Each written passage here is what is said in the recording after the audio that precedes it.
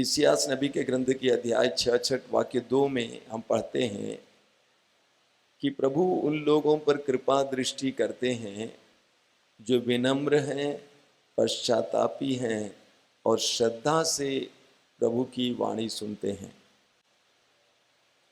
प्रभु उन लोगों पर कृपा दृष्टि करते हैं जो विनम्र हैं, पश्चातापी हैं और श्रद्धा से प्रभु की वाणी सुनते हैं। जब आप प्रभु की वाणी को श्रद्धा से सुनते हैं और उसको गंभीरता पूर्वक लेते हैं तो प्रभु आप पर अपनी आशीषें बरसाते हैं। प्रभु का आत्मा हमारे ऊपर इस समय मंडरा रहा है। हमारे लिए कई लोग इस समय प्रार्थना कर रहे हैं। जब भी मैं लोगों को सुनने के लिए अपने कानों को खोलता हूं तो मुझे लोगों से उनके दर्द पीड़ाओं के बारे में सुनने को मिलता है। कोई कहता है कि मेरे परिवार में शांति नहीं है। कोई कहता है कि मैं जीवन में परिश्रम करता हूं लेकिन उसके मुताबिक मुझे सफलता नहीं मिलती है। कोई कहता है कि मेरे मन में शांति नहीं है, मैं बेचैन रहता हूं, रात को सो नहीं पाता हूं। इस प्रकार की कई समस्याएं, जितने इंसान उतनी समस्याएं, लेकिन इन सारी समस्याओं के पीछे जो समस्या है इसके बारे में शायद ही किसी को अंदाज होगा। लोग अपने जीवन की समस्याओं को जो बाहर हैं देखते हैं लेकिन अंदर की समस्याओं को नहीं देखते हैं। आपने जो पढ़ने वाले लड़के लड़कियां और पढ़े हुए लोग हैं, आप जानते हैं कि संसार की दुनिया के उन भागों में जहां पर बहुत ज़्यादा ठंड रहती है वहां पर नदियों और समुद्रों में बर्फ हुआ करते हैं, बर्फ का पहाड़। लेकिन पहाड़ बाहर से दिखता है, बर्फ का पहाड़ छोटे छोटे जैसे टेले जैसे, लेकिन ऊपर से हमें थोड़ा ही दिखाई देता है जिसको हम लोग अंग्रेजी में आइसबर्ग कहते हैं। लेकिन अगर आप उसको उठाने का प्रयास करेंगे तब आपको पता चलेगा कि बाहर थोड़ा दिखाई दे रहा था लेकिन वो नीचे तो बहुत बड़े पहाड़ की तरह है। उसी तरह हमारे जीवन में भी है। लोगों को अपनी समस्याएं ही दिखाई देती हैं लेकिन उसके नीचे जो समस्या है, जो सभी समस्याओं की समस्या है, उसको बहुत कम लोग जानते हैं और देखते हैं। पवित्र बाइबल हमें बताती है कि ईश्वर ने सब कुछ अच्छा बनाया। उत्पत्ति ग्रंथ अध्याय 1 और 2 में भी ईश्वर ने सब कुछ अच्छा बनाया। इतना ही नहीं, ईश्वर ने कहा कि सब कुछ अच्छा है। ईश्वर को अच्छा लगा। लेकिन वही बाइबल ये भी हमें सिखाती है कि ईश्वर की बनाई हुई अच्छी सृष्टि को मनुष्य के पाप ने बिगाड़ दिया। रोमी अध्याय 3 वाक्य 23 में लिखा हुआ है, सबने पाप किया और सभी ईश्वर की महिमा से वंचित हो गए। सबने पाप किया और सभी ईश्वर की महिमा से वंचित हो गए। ईश्वर ने हमें अपना प्रतिरूप बनाया। उत्पत्ति 1 अध्याय वाक्य 26-27 और प्रज्ञा ग्रंथ अध्याय 2 वाक्य 23-24। ईश्वर ने मनुष्य को अपना प्रतिरूप बनाया, यानी हर मनुष्य ईश्वर का प्रतिरूप है। आप और मैं ईश्वर के प्रतिरूप हैं, दूसरा रूप। यानी हमें देखकर लोगों को ईश्वर की याद आनी चाहिए। लेकिन हम ये भी देखते हैं कि वास्तविकता इस सत्य से कितना दूर है। हमारी दशा क्या हो गई है? पवित्र वचन में बताता है कि मनुष्य के पाप ने मनुष्य को बिगाड़ दिया। कुछ दिनों से मैं एक बात पर गहरा मनन चिंतन कर रहा हूं। और वो बात यह है कि पाप कितना विनाशकारी है,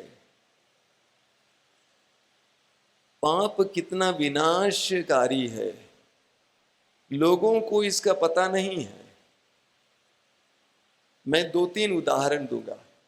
ईश्वर ने आदम और हेवा को सृष्टि किया और अदन बगान के मालिक बनाया, कहा कि तुम इसके मालिक हो।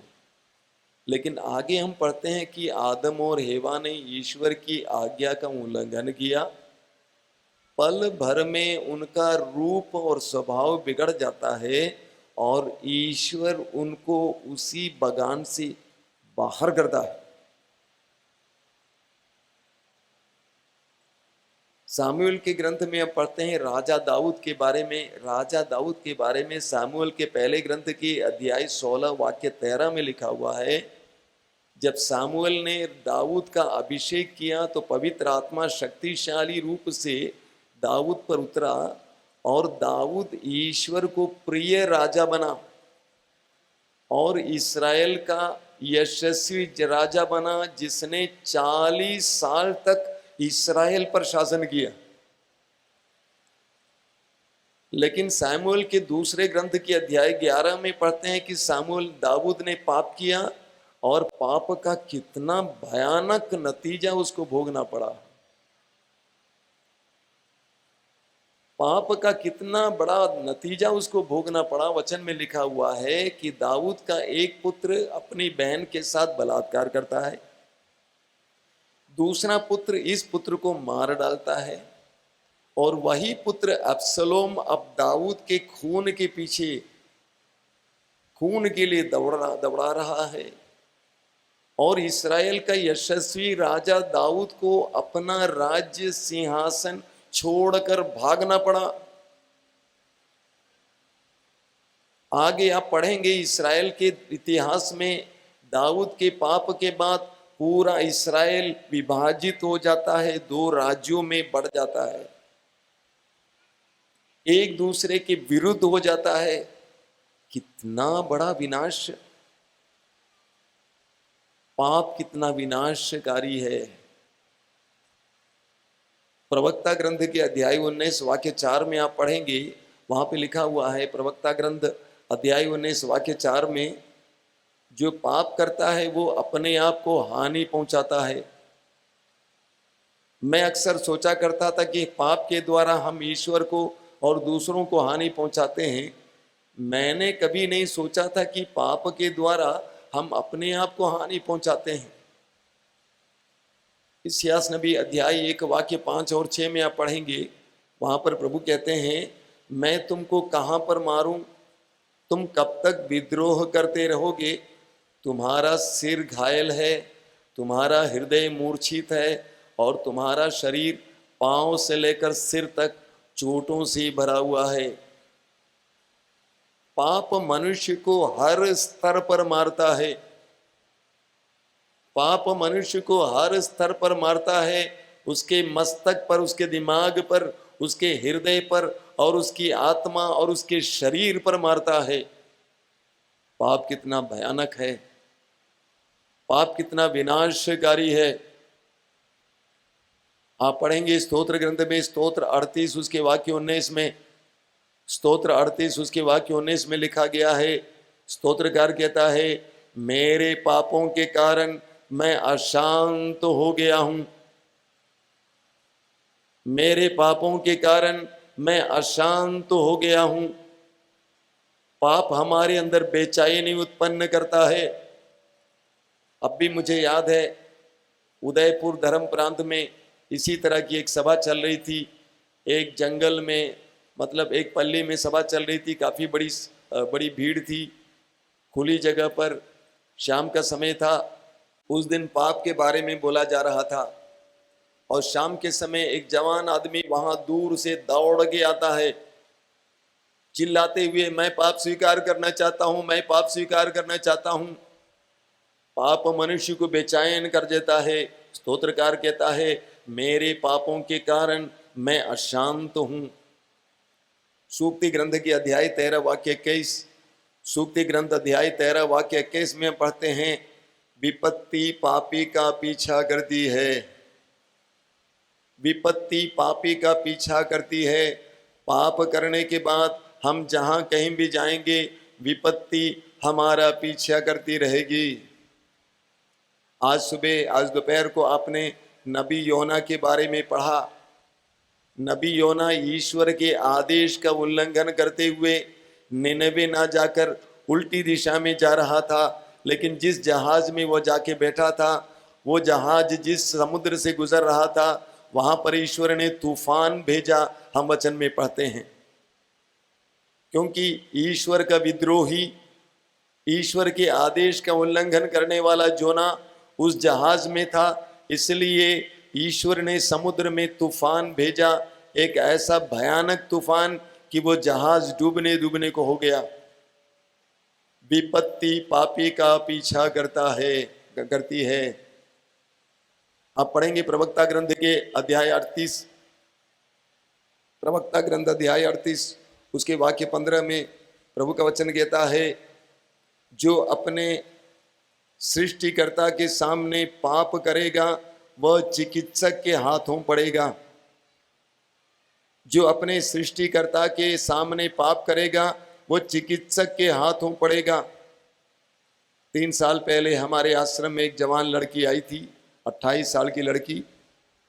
उसने MBBS किया था, ईसाई लड़की। वह निर्णय लेना चाहती थी कि मैं भविष्य में क्या करूं, विवाह करूं या अविवाहित रहूं। 1 महीना वो आश्रम में थी। उस समय उसने अपने जीवन के कुछ रहस्यों को मेरे सामने रखा। उसने कहा कि स्वामी जी, आप जानते हैं, जब मैं अपना MBBS कर रही थी उस समय मेरी दोस्ती अपने एक दोस्त से हुई, एक लड़के से हुई, और हम लोग पाप में जीवन जी रहे थे। अविवाहित होते हुए भी हम विवाहित जैसे जीवन जी रहे थे। लेकिन मैंने देखा कि जैसे जैसे मेरा पाप बढ़ता जा रहा था, मेरा शरीर भी सूझता जा रहा था, और इस कदर कि मेरा शरीर सूझ गया कि लोग मुझे पहचान नहीं पा रहे थे। मैं हैरान हो गई। डॉक्टरों को दिखाने से डॉक्टरों ने कहा कि बहुत ज़्यादा आपको हाइपर आर्थराइटिस हो गया है, आपको विश्राम करना है। और इस प्रकार 1 साल भी चला गया, पढ़ाई गई, उसके माँ बाप का पैसा गया, गरीब परिवार की लड़की थी।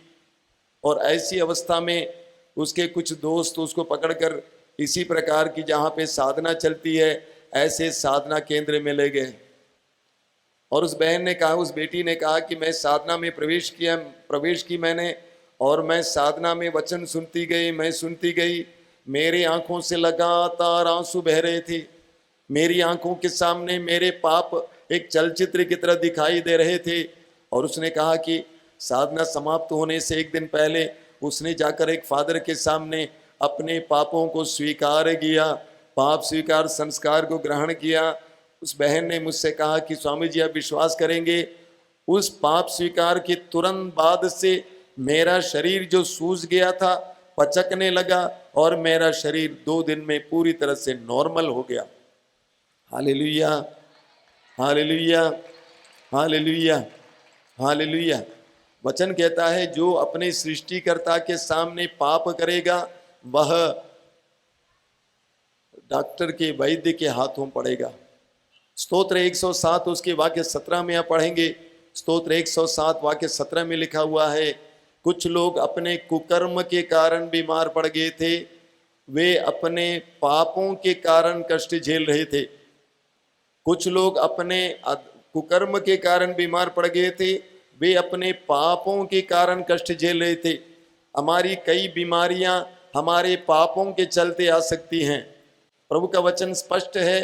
प्रभु कहते हैं कुछ लोग, जितने भी लोग बीमार हैं, प्रभु ये नहीं बताते हैं कि वे सभी अपने पापों के कारण बीमार हैं, लेकिन प्रभु कहते हैं कुछ लोग अपने कुकर्म के कारण बीमार पड़ गए हैं। मैं कहूँगा आज बहुत से लोग अपने पापों के कारण ही बीमार पड़े हुए हैं। हमारी बीमारी के पीछे हमारी आध्यात्मिक बीमारी है। सुसमाचारों में हम पढ़ते हैं, विशेष करके लूकस के सुसमाचार के अध्याय 5 में प्रभु यीशु एक घर में सुसमाचार सुना रहे थे, और कुछ लोग एक अर्धांग रोगी को यीशु के सामने लाना चाहते थे, इसलिए कि उनके चारों ओर भीड़ लगी हुई थी। उन्होंने पीछे में आकर छत को खोला, और एक खाट के सहारे उस अर्धांग रोगी को यीशु के सामने रखा। यीशु ने लोगों के विश्वास को देखकर उस अर्धांग रोगी से कहा, बेटा तुम्हारे पाप क्षमा हो गए हैं, बेटा तुम्हारे पाप क्षमा हो गए हैं। उसके बाद प्रभु यीशु ने उसको पूरी तरह से चंगा किया। प्रभु इसके द्वारा क्या बताना चाहते हैं, उस अर्धांग रोगी के शारीरिक रोग का मुख्य कारण उसका आंतरिक या आध्यात्मिक रोग था, यानी उसके पाप थे। इसलिए प्रभु ने उसे पहले आध्यात्मिक रोग से छुटकारा दिया, उसके बाद उसके शारीरिक रूप से रोग से छुटकारा दिया। यूहन्ना के सुसमाचार के अध्याय 5 में आप पढ़ेंगे, यूहन्ना का सुसमाचार अध्याय 5, प्रभु यीशु यरूशलेम मंदिर के पास जो कुंड था जिसका नाम था बेतसदा, उस कुंड के पास चले जाते हैं। माना जाता था कि उस कुंड में कभी ना कभी कोई स्वर्गदूत उतरता था, पानी को हिलोर देता था, और जो भी रोगी उस समय उस पानी में उतरता था वो चंगा हो जाता था। इसलिए उस कुंड के चारों ओर बहुत सारे रोगी पड़े हुए थे।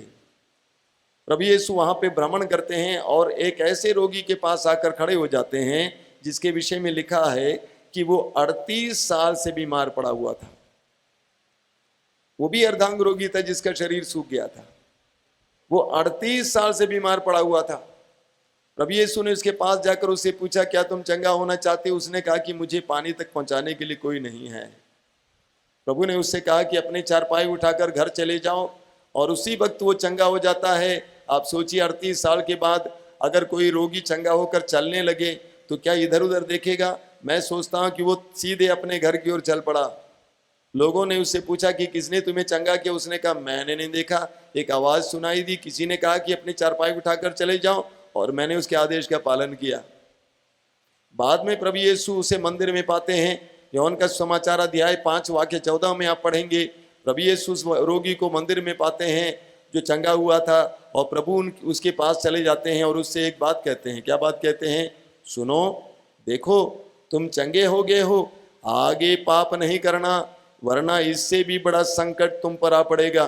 जरा सोचिए, 38 साल से जो पड़ा हुआ था, इससे बड़ा कौन सा संकट आ सकता है? यानी प्रभु ये बताना चाहते हैं कि पाप हमारे जीवन में कितना बड़ा संकट ला सकता है। पाप का स्वभाव ही विनाशकारी है। कुछ लोग सोचते हैं कि अगर हम पाप करेंगे तो ईश्वर हमको मारेगा, दंड देगा। बिल्कुल नहीं, ईश्वर दयालु है, लेकिन पाप का स्वभाव विनाशकारी है। जिस तरह बम का स्वभाव विनाशकारी है, बम फट जाता है, जो भी उसके बगल में है उसको उसका विनाश होता है, उसी तरह पाप का स्वभाव ही विनाशकारी है। जब हम पाप करेंगे उसका नतीजा हमें भोगना पड़ता है, क्योंकि वो विनाशकारी है। वो हमारे जीवन में विपत्तियां लाता है, हमारे जीवन में समस्याएं लाता है। सूक्ति ग्रंथ के अध्याय 15 वाक्य 27, सूक्ति ग्रंथ अध्याय 15 वाक्य 27 में कितना सुंदर वचन है। वहां पे लिखा हुआ है, पाप की कमाई एकत्र करने वाला व्यक्ति अपने घर को संकट में डालता है। पाप की कमाई एकत्र करने वाला व्यक्ति अपने घर को संकट में डालता है। तो हमारे जीवन की समस्याओं का एक मुख्य कारण हमारे ही पाप हैं। सवाल ये खड़ा होगा, हमें क्या करना होगा? समय कम है, इसीलिए हम इस बात पर मनन करेंगे। सवाल यह है कि हमें क्या करना होगा। वचन में लिखा हुआ है कि सबने पाप किया, आपने, मैंने, सबने पाप किया, और सभी पाप का नतीजा भोग रहे हैं। इसका जवाब हमें मार्कुस के सुसमाचार अध्याय 1 वाक्य 14 और 15 में मिलता है। मार्कुस के अनुसार प्रभु यीशु मसीह का पहला प्रवचन ये था। वो क्या है? समय पूरा हो चुका है, ईश्वर का राज्य तुम्हारे निकट आ गया है, पश्चाताप करो और सुसमाचार में विश्वास करो। प्रभु यीशु का वचन यह था कि सबसे पहले समय पूरा हो चुका है। अंग्रेजी में इसका अनुवाद समय पूरा हो चुका है नहीं है, बल्कि उसका अनुवाद यह है, द आवर हैज कम, यानी वह घड़ी आ पहुंची है। यह वो समय है, वह समय है जब ईश्वर का राज्य, स्वर्ग का राज्य तुम्हारे करीब आ गया है। तुम्हें उसको ढूंढने की जरूरत नहीं है। वह कहीं आसमान पर नहीं है, वह किसी पहाड़ पर नहीं है, बल्कि स्वर्ग का राज्य तुम्हारे निकट आ गया है और कृपा का समय आ गया है। और यही वो कृपा का समय है, कल नहीं। तुम नहीं जानते कि तुम्हारे लिए कल है या नहीं। आज यही समय कृपा का समय है।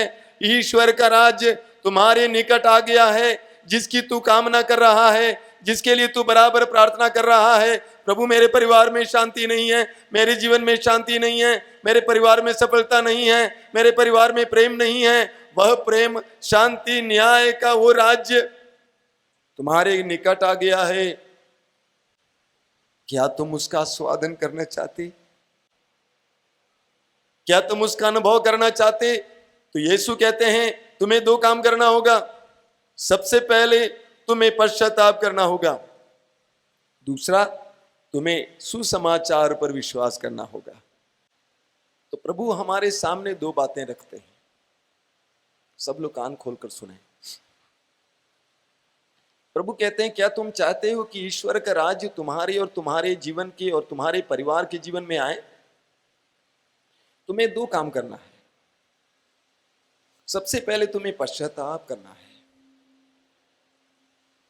दूसरा है सुसमाचार में विश्वास करना।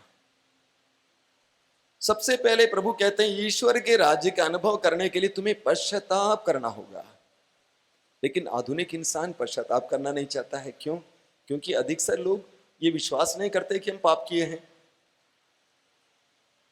बड़े मजे की बात है, मनुष्य आज पाप के नतीजे का अनुभव कर रहा है, लेकिन इस तरह जी रहा है कि मानो वो फरिश्ता है, वह स्वर्गदूत है। उसने कभी पाप नहीं किया है।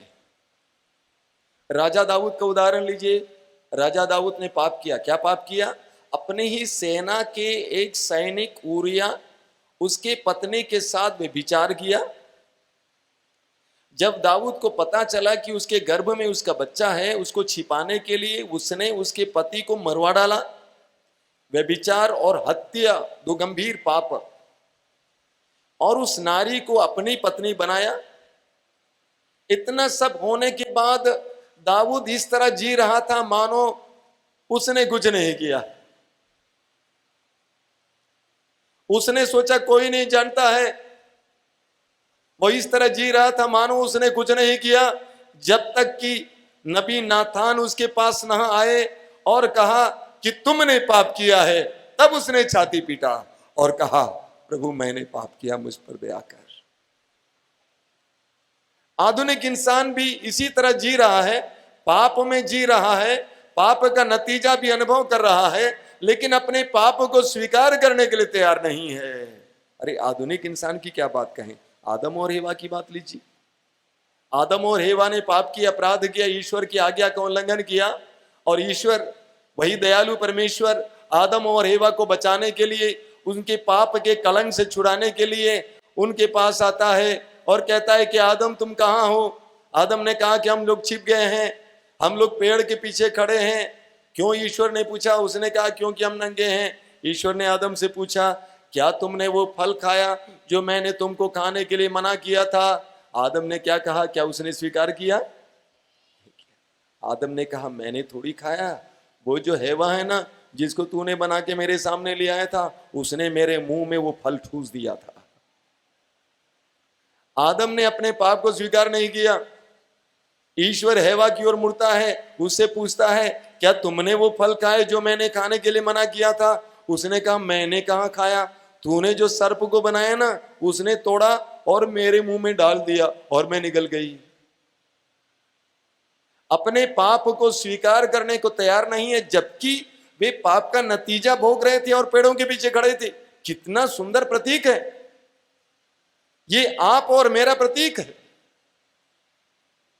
अब देखिए उसका बेटा काइन ने हाबिल की हत्या की। ईश्वर ने देखा, लेकिन वही ईश्वर दयालु परमेश्वर काइन के पास आता है। क्या के लिए? ताकि उसको उसके पाप के कलंक से बचाए। और काइन से पूछता है, कितना विनम्र ईश्वर है हमारा, पूछता है, बेटा काइन, तुम्हारा भाई हाबिल कहां है? मानो ईश्वर को कुछ नहीं मालूम है।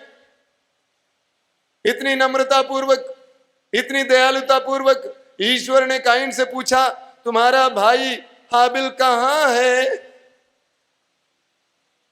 क्या वो समय था हाबिल काइन के लिए कि अपना छाती पीट कर ये बोले, हे ईश्वर मुझ पर दया कर?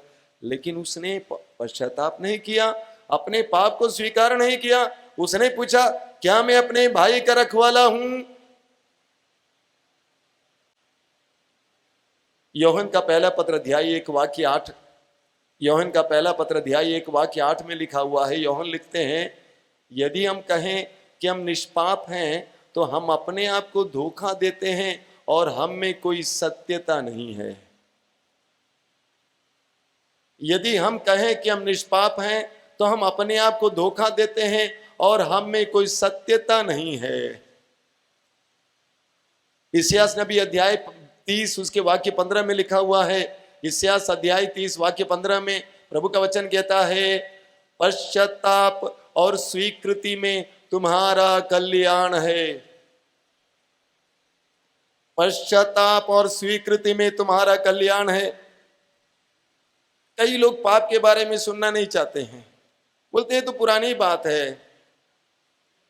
आप लोग पाप के बारे में बहुत कुछ बोलते हैं, ऐसा क्यों है?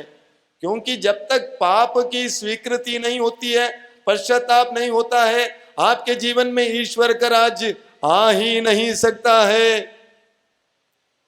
सूक्ति ग्रंथ उसके अध्याय 28 वाक्य 13, सूक्ति ग्रंथ के अध्याय 28 वाक्य 13 में लिखा हुआ है, जो अपने पाप को छिपाता है वह कभी उन्नति नहीं करेगा। जो अपने पाप को छिपाता है वह कभी उन्नति नहीं करेगा। आज इंसान अपने पाप को स्वीकार करने को तैयार नहीं है, वह उपाय ढूंढ रहा है। उपाय ढूंढते हैं और जमाना ऐसा है कि उपाय बिक रहा है। अंधविश्वास का व्यापारीकरण हो रहा है, लेकिन तब भी मनुष्य अपने पाप के लिए पश्चाताप करने को तैयार नहीं है। वह उपाय पर उपाय ढूंढ रहा है। कई लोग मेरे पास भी आते हैं, आश्रम में भी आते हैं। मैं बोलता हूं, पश्चाताप को छोड़कर और दूसरा कोई उपाय नहीं है। पश्चाताप और स्वीकृति में तुम्हारा कल्याण है। आज सुबह मैंने आपसे कहा था कि पश्चाताप के द्वारा, सच्चे पश्चाताप के द्वारा हमारे जीवन में एक चमत्कार हो जाएगा। जब हम वास्तव में अपने पापों के लिए ईमानदारी से पश्चाताप करेंगे, हमारी और हमारे परिवार में ईश्वर के अनुग्रह का भंडार खुल जाएगा। प्रभु का वचन कहता है, जो अपने पाप को छिपाता है वह कभी उन्नति नहीं करेगा। लेकिन अगले वचन में क्या लिखा हुआ है? वाक्य 14 में लिखा हुआ है, क्या लिखा हुआ है? जो अपने पाप को प्रकट करेगा और उसका परित्याग करेगा, उस पर दया की जाएगी। जो अपने पाप को स्वीकार करेगा, प्रकट करेगा और उसको परित्याग करेगा, उस पर दया की जाएगी। आज सुबह मैं आपसे बोल रहा था मरियम मगदलेना के बारे में, जो उसके जमाने की कुप्रसिद्ध कुख्यात वेश्या थी, जिसके नाम के साथ साथ उसके कस्बे का नाम भी जुड़ा हुआ था। ऐसे कुख्यात वेश्या आज संत घोषित की गई है। कैसे? क्योंकि उसने प्रभु के सामने अपने पाप को स्वीकार किया। एक वेश्या संत बन जाती है। Hallelujah, hallelujah, hallelujah, hallelujah, hallelujah. जब मनुष्य सच्चा पश्चाताप करेगा, उसके लिए और उसके परिवार के लिए अनुग्रह का भंडार खुल जाएगा। एक विश्वासी को कभी भी उपाय ढूंढना नहीं चाहिए, इधर उधर जाना नहीं। प्रकाशना ग्रंथ अध्याय 3 वाक्य 19 में क्या लिखा हुआ है? जिसे मैं प्यार करता हूं उसे मैं डांटता दंड भी देता हूं, इसलिए उत्साही बनो और पश्चाताप करो। परिवार में समस्याएं आती हैं, विपत्ति पर विपत्ति आती है, उपाय मत ढूंढो, बल्कि प्रभु कहते हैं निरुत्साहित मत हो, उत्साही बनो और पश्चाताप करो। जीवन में विपत्तियां पश्चाताप के लिए ईश्वर के द्वारा प्रदत्त अवसर हैं। अगर मेरे जीवन में विपत्तियां आती हैं, बाधाएं आती हैं, रोग आ जाता है, ये सभी हमारे लिए पश्चाताप करने का सुनहरा अवसर है, मौका है। तो प्रभु यीशु कहते हैं पश्चाताप करो।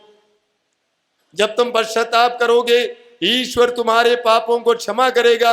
पहला यूहन्ना अध्याय 1 वाक्य 9, पहला यूहन्ना अध्याय 1 वाक्य 9 में लिखा हुआ है, यदि आप पाप स्वीकार करेंगे तो ईश्वर 2 काम करेगा। सबसे पहले आपके पापों को क्षमा करेगा, दूसरा है आपको अधर्म से छुड़ाएगा।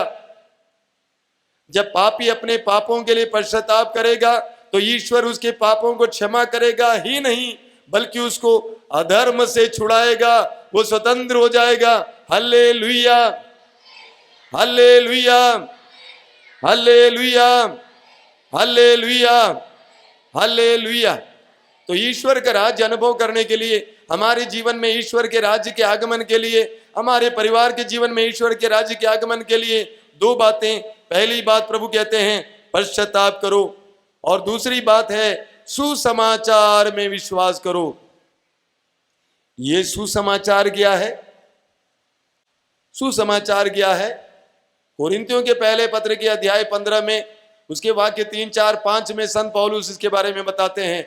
वो सुसमाचार यह है कि यीशु हमारे पापों के प्रायश्चित के लिए मरे और तीसरे दिन मृतकों में से जी उठे। यीशु हमारे पापों के लिए प्रायश्चित किए, मरे और तीसरे दिन मृतकों में से जी उठे। पहला कुरिन्थी अध्याय 15 वाक्य 3 से 5 संत पौलुस कहते हैं यही हमारा सुसमाचार है। अगर तुम इसमें दृढ़ बने रहोगे तो तुम्हें मुक्ति मिलेगी। यानी सुसमाचार यह है कि ईश्वर का पुत्र यीशु हमारे मुक्तिदाता बनकर इस संसार में आए। हम यीशु को यीशु मसीह बोलते हैं, यीशु ख्रिस्त बोलते हैं। ये मसीह का अर्थ क्या है? मसीह का अर्थ है अभिषिक्त।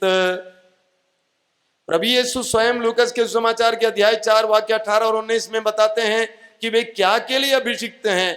मुक्ति देने के लिए अभिषिक्त। इसीलिए मसीहा को हम मुक्तिदाता कहते हैं, प्रभु यीशु को हम मुक्तिदाता कहते हैं।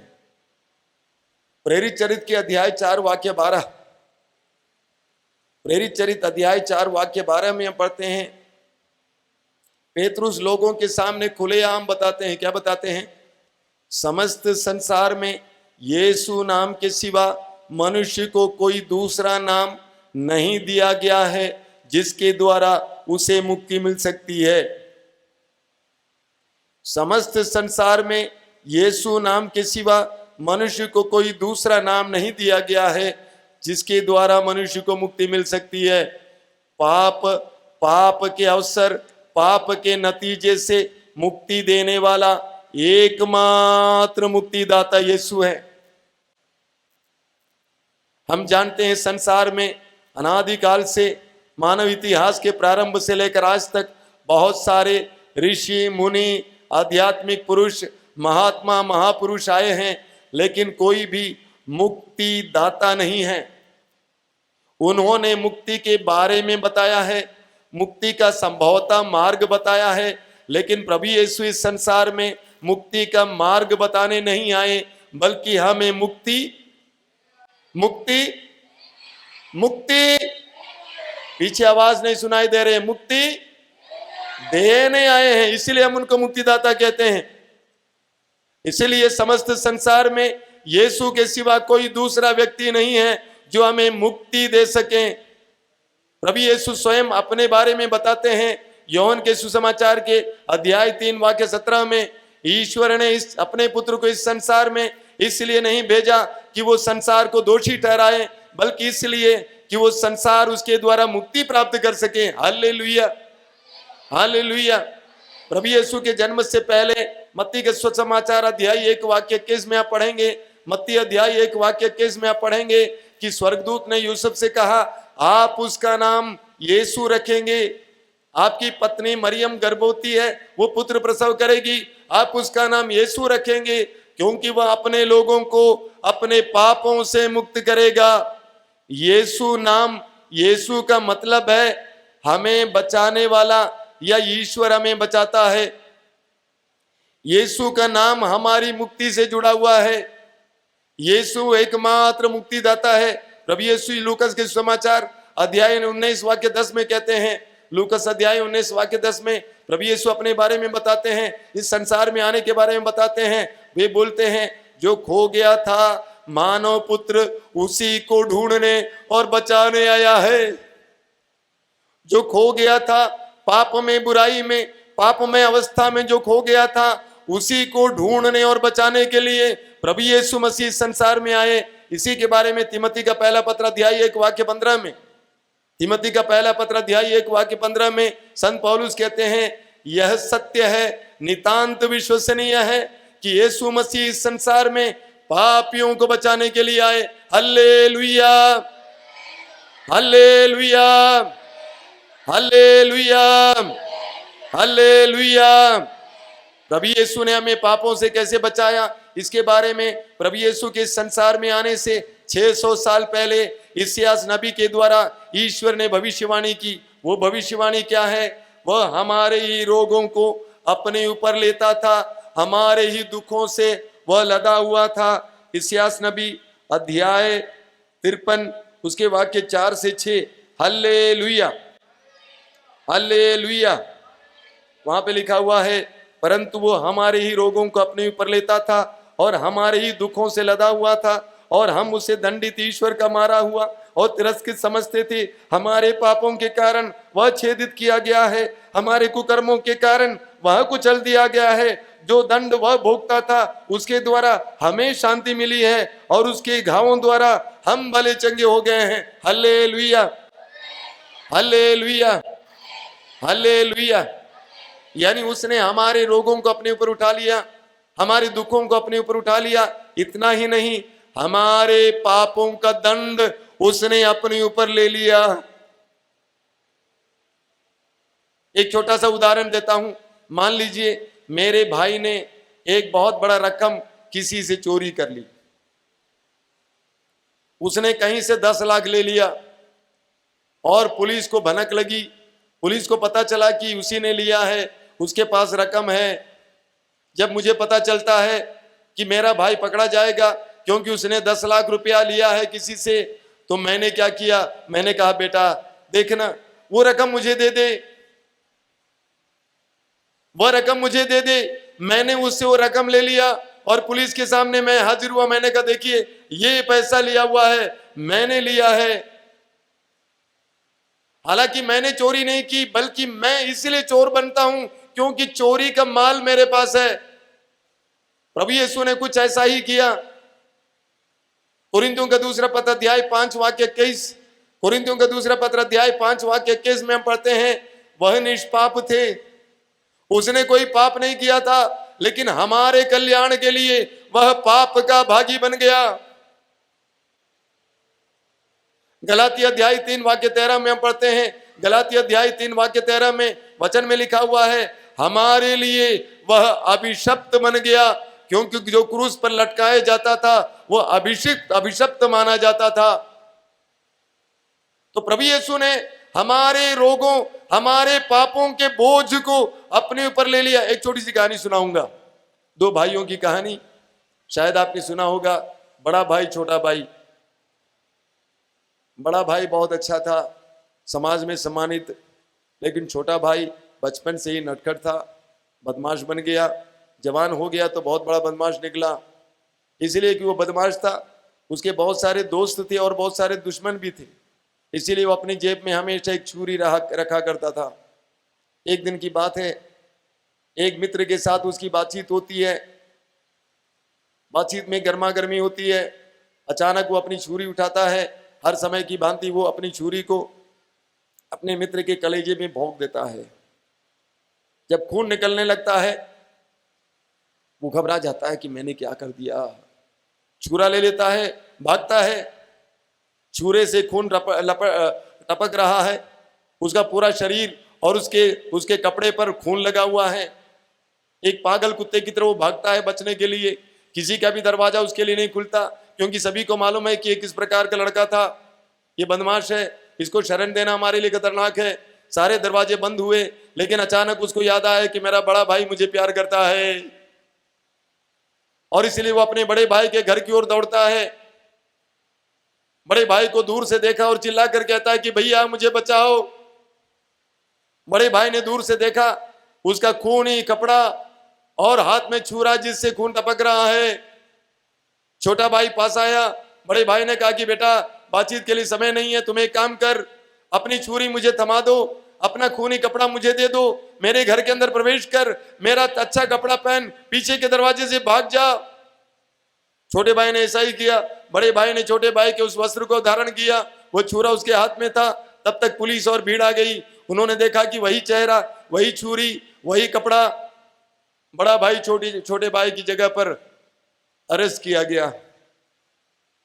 बाद में वो मजिस्ट्रेट के सामने पेश किया गया। मजिस्ट्रेट ने देखा कि उस इंसान का चेहरा एक फरिश्ते का चेहरा है, मासूम चेहरा है, और उसके ऊपर इल्जाम पर इल्जाम लगाया जा रहा था। मजिस्ट्रेट हैरान हो जाता है, बड़े भाई से पूछता है कि भाई बोल, सत्य क्या है, क्या तुमने ये सब किया है? बड़ा भाई कैसे बोलता कि मैं अपने छोटे भाई की जगह पर मैंने किया, मैं यहाँ पे खड़ा हूँ। बड़ा भाई का मुंह बंद था, वो चुप रहा, मौन रहा। उसको फांसी की सजा मिल जाती है और वो मार डाला जाता है। 2000 वर्ष पहले यही घटना हुई। कलवारी पहाड़ पर ईश्वर का पुत्र यीशु मनुष्यों के पापों को अपने ऊपर लेकर एक महान प्रायश्चित के रूप में मर जाता है। रोमी अध्याय 3 वाक्य 25 में संत पौलुस कहते हैं, ईश्वर ने चाहा कि ईसा रक्त बहाकर पापों का प्रायश्चित करें और हम विश्वास के द्वारा उसका फल प्राप्त करें। 2000 वर्ष पहले कलवारी पहाड़ी पर एक घटना हुई जो इतिहास का सबसे महत्वपूर्ण घटना है। उस पहाड़ी पर जहां पर अपराधी मार डाले जाते थे, ईश्वर का पुत्र निर्दोष मेमना, पहला पेतरुस अध्याय 1 वाक्य 18-19, वहां पे पेतरुस कहते हैं एक निर्दोष मेमना अर्थात यीशु मसीह का मूल्यवान रक्त, उसकी कीमत पर आप लोग खरीदे गए, संत पेतरुस कहते हैं। तो 2000 वर्ष पहले प्रभु यीशु ने हमारे पापों का बोझ अपने ऊपर उठा लिया। कान खोलकर सुनना, रोमी अध्याय 3 वाक्य 25, उसको मैं दोहराता हूं, आपसे बुलवाऊंगा, मेरे पीछे दोहराइए। प्रभु का वचन कहता है, ईश्वर ने चाहा कि ईसा रक्त बहाकर पापों का प्रायश्चित करें और हम विश्वास के द्वारा उसका फल प्राप्त करें। आंखें बंद करके मुंह खोलकर पूरे विश्वास के साथ उसको दोहराना। ये वचन चंगाई देने वाला वचन है, सामर्थ्यपूर्ण वचन है। ईश्वर ने चाहा कि ईसा रक्त बहाकर हमारे पापों के लिए प्रायश्चित करें और हम विश्वास के द्वारा उसका फल प्राप्त करें। Hallelujah, hallelujah, hallelujah, hallelujah. ईश्वर ने चाहा कि ईसा रक्त बहाकर हमारे पापों के लिए प्रायश्चित करें और हम विश्वास के द्वारा उसका फल प्राप्त करें। हालेलुया। संत पौलुस कहते हैं कि ईश्वर ने चाहा कि ईसा रक्त बहाकर हमारे पापों के लिए प्रायश्चित करें। यह ईश्वर की योजना थी। 2000 वर्ष पहले कलवारी पहाड़ी पर जो घटना घटी वह अकस्मात नहीं हुई, वह कोई दुर्घटना नहीं है, बल्कि ईश्वर की सुनिश्चित सुनियोजित योजना का हिस्सा है। ईश्वर ने चाहा, और हाँ 2000 वर्ष पहले वो घटना घटित हुई।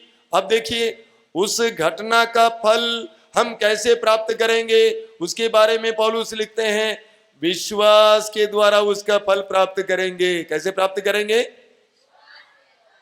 किस चीज पर विश्वास के द्वारा? हाँ, भगवान पर। कौन सा भगवान जी? नाम ले लूं, कौन सा ईश्वर जी? यीशु पर विश्वास के द्वारा। किस पर विश्वास के द्वारा? हाँ, हालेलुया, हालेलुया, हालेलुया। हाँ, इतना ही नहीं, किस पर विश्वास के द्वारा? यीशु के उस बलिदान पर विश्वास के द्वारा। कैसे विश्वास के द्वारा? हालेलुया। हाँ, मैं जानता हूं कि अधिकतर यहाँ पे कैथोलिक लोग हैं और कैथोलिक लोग क्रूस पहनते हैं, क्रूस का चिन्ह बनाते हैं, क्रूस चूमते हैं, घर पे क्रूस बनाते हैं, लेकिन इसका मर्म नहीं समझते हैं। संत पौलुस कहते हैं, ईश्वर ने चाहा कि ईसा रक्त बहाकर हमारे पापों का प्रायश्चित करें और हम उस क्रूस के बलिदान पर विश्वास के द्वारा उसका फल प्राप्त करेंगे। Hallelujah, hallelujah, hallelujah. यीशु के क्रूस के बलिदान पर विश्वास के द्वारा, यानी ये विश्वास करना कि यीशु ने मेरे पापों के लिए क्रूस पर प्रायश्चित की बलि चढ़ाई है। हालेलुया।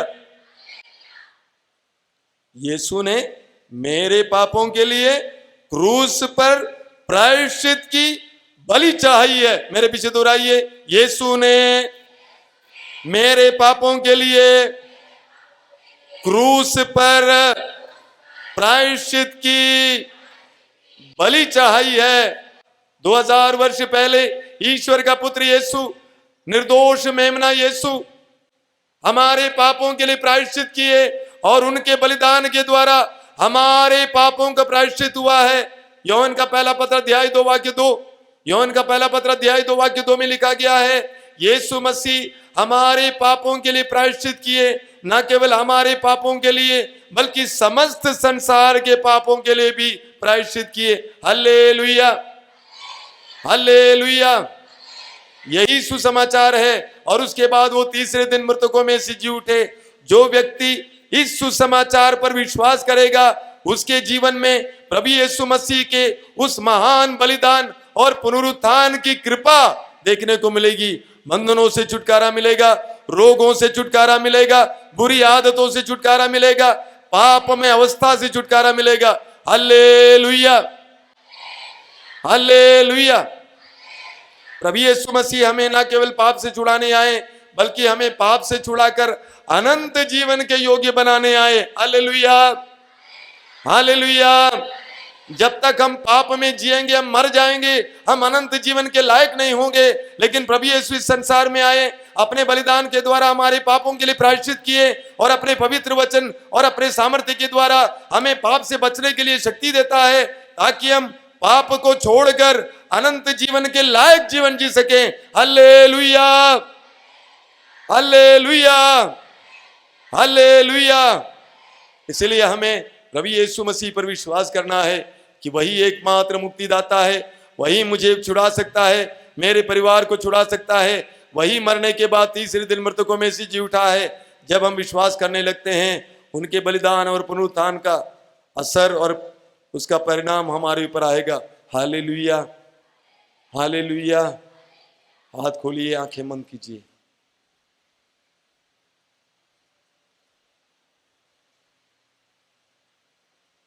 ये कृपा का समय है। आप मनुष्य का सबसे बड़ा बोझ है, आप और मेरा सबसे बड़ा बोझ है। पाप से अन्य प्रकार की समस्याएं उत्पन्न होती हैं, रोग, पीड़ा, शांति, बेचैनी। प्रभु यीशु एकमात्र व्यक्ति जो हमें पाप से छुड़ाने इस संसार में आए। जब हम उस पर विश्वास करेंगे, उसके बलिदान पर विश्वास करेंगे और अपने पापों के लिए क्षमा याचना करेंगे, सच्चा पश्चाताप करेंगे, हमारे जीवन में एक नया आयाम शुरू होगा, एक नया दिन शुरू होगा, एक नया जीवन शुरू होगा। हमारा अतीत मिट जाएगा, पुरानी बातें मिट जाएंगी, सब कुछ नया बनाया जाएगा। उसके लिए हमें पश्चाताप करना है और मुक्तिदाता यीशु पर विश्वास करना है। एक दो पल के लिए मौन होकर यीशु मसीह पर विश्वास कीजिए। बोलिए, यीशु मैं पापी हूँ, मैं पाप में गिर गया हूँ, मेरा जीवन पापमय हो गया है। पाप का नतीजा मैं अपने जीवन में और परिवार के जीवन में महसूस करता हूँ। लेकिन मैं विश्वास करता हूँ कि तू ही मेरा मुक्तिदाता है। तू ही मुझे पाप के कलंक और दलदल से बाहर ला सकता है। तू ही मुझे अनंत जीवन के योग्य बना सकता है। हे यीशु, मैं तुझ पर विश्वास करता हूँ, मुझ पर दया करना। आज की शाम को मुझे तुझ पर भरोसा रखने और विश्वास करने की कृपा देना, और अपने पापों के लिए सदा के लिए क्षमा याचना करने की कृपा देना। पाप का परित्याग करके तेरे मार्ग पर, जीवन के मार्ग पर चलने के लिए कृपा देना। यीशु, मुझ पर दया कर, मुझ पर दया कर।